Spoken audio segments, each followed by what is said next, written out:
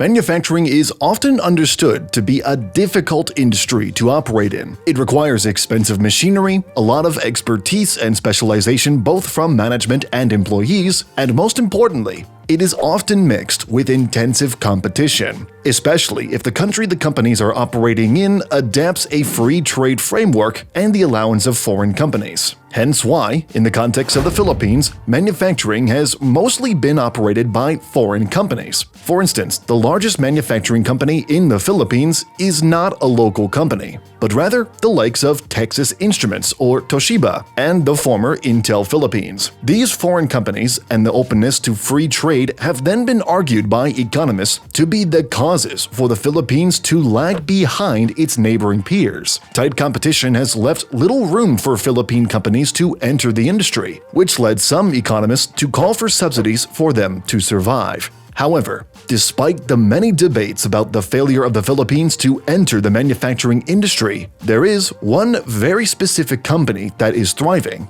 and there's a very big reason why. This local company has succeeded in its role as not just a specialized manufacturing company, but also as a holding company for manufacturing and industrial industries. The simpler explanation means that it acts as an investment company that involves itself in industrial technologies. The company that we are talking about goes by the name of AC Industrials, which is notably known as the largest industrial and manufacturing holding firm in the entire Philippines. The brand, however, has probably never been known to most Filipinos. A company by the name of AC Industrials? Likewise, its subsidiary or its investments and operations under different business names may also be names unheard of. Yet, as we stated earlier, AC Industries is a very big company, one that can be easily identified as the single largest manufacturing and industrial company in the Philippines, and even possibly earmark itself as one of the world's largest.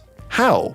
Well, we shall find out why AC Industrials has become one of the backbones of the Philippines' manufacturing industry. AC Industrials can easily be traced by its parent company known as Ayala Corporation, one of the oldest and largest conglomerates in the entire Philippines. Understanding its parent company, therefore, is very crucial, as it can already show just how big of a force AC Industrial is. This is also a good tune to understand how they survived in a world of capital-intensive business. It is through Ayala Corporation's enormous bulk of cash that has pummeled inside AC Industrials that made it succeed. There were even times when AC Industrials was struggling, which led its parent company to inject capital into the company, which helped alleviate the challenges met in manufacturing. However, what truly makes AC Industrial so special is that it not only acts as an investment company, but also as actually the holder of the industrial business of Ayala Corporation. This industrial business ranges from Ayala Corporation's automotive businesses, where they hold brands such as Volkswagen Philippines, Isuzu Automotive Dealerships, KTM Philippines, Honda Cars Philippines, and Kia Philippines. And on top of the automotive business,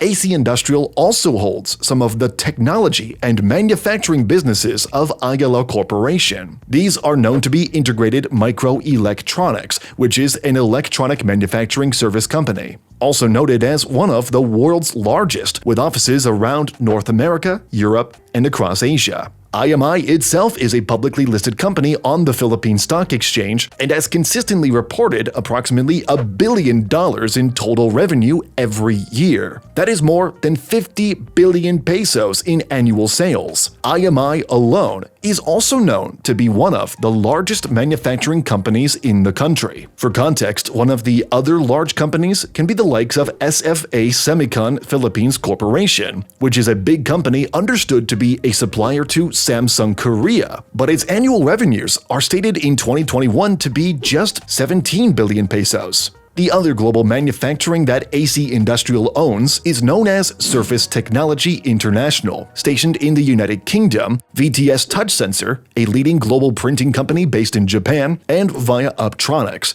a leading provider of sunlight, readable, and ultra-thin display and touch solutions. Global manufacturing and automotive are also missing one more component: its Enabling Technology Group. They have listed the ownership or control of 3 major companies in this case, with Merlin Solar, a photovoltaic technology company, MT Technology, a direct provider of design and manufacturing services to automotive OEMs, and Seacon Group, which is a provider of development, design, manufacturing, and process management service to aerospace and automotive sectors. These 3 groups, automotive, manufacturing, and technology, are what make up the big business of AC Industrials. They are indeed massive businesses. However, because the company is a private entity, there is little information available out there to disseminate much of its business. Only one of its businesses, IMI, is available publicly, which we already stated earlier to have more than $1 billion of sale. Other than IMI, however, there is broadly available data. One of the other big available data is the global footprint of AC Industrials. The company acts as a holding company for industrial companies. Much of what it does then is to invest in companies and hold them over the years, which is what they have done in a number of businesses.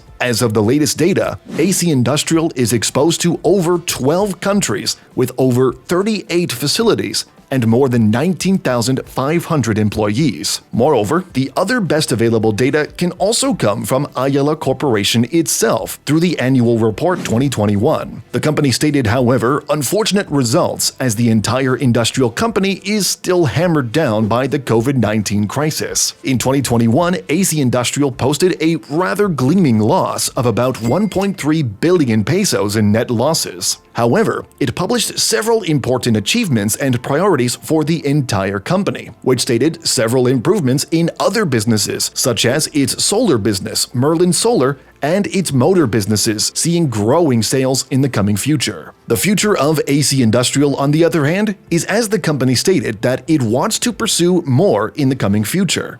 The company even stated that it wants to enable the first Philippine-manufactured, commercially viable, and market-accepted electric vehicle. As one of the leading automotive holding companies in the Philippines, a wide range of businesses may eventually enable them to be a leading force in the entire emerging electric vehicle industry. It also has stated that it wants to continue its leading subsidiary brands such as IMI to increase its global manufacturing value, and its auto brands to go from a domestic sales manufactured company to use some of them for export purposes. However, despite being the country's largest manufacturing company, we believe that AC Industrials still has a long way to go before it can actually stand on the international stage. For the most part, AC Industrial has still been struggling to grow its underlying business. Had it not been for the capital infusion from Ayala Corporation, the company itself would arguably be obsolete. In 2021, we have cited that the company has a net loss of 1 billion pesos, but even prior to the COVID-19 pandemic, AC Industrial has already been struggling. In 2019, AC Industrial, through Ayala Corporation's annual report, posted that the company had incurred a net loss of about 2.4 billion pesos. The company stated that it faced stiff competition in its domestic borders related to the automotive industry, and it further cited that a policy-driven decline has caused weaker sales. Its global business, likewise, as it posted in 2019,